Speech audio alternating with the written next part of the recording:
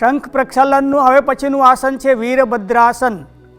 જેમને પણ ઘૂંટણનો દુખાવો હોય તેમણે આ આસન કરવાનું નથી.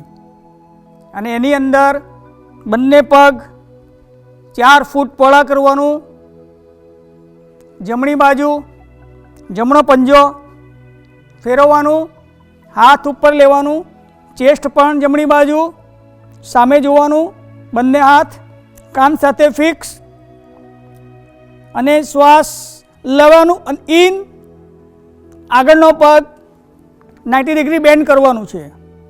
Up down, up down, up down, up. જ્યારે નીચે ડાઉન જાય ત્યારે શ્વાસ લેવાનું છે, અપ આવો ત્યારે શ્વાસ છોડવાનું છે.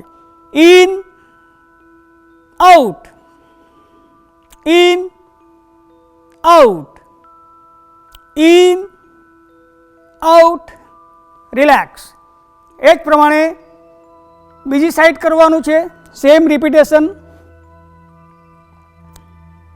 Down, up, down, up, down, up, down, up, down, up, in out, in out, in out, in out, relax.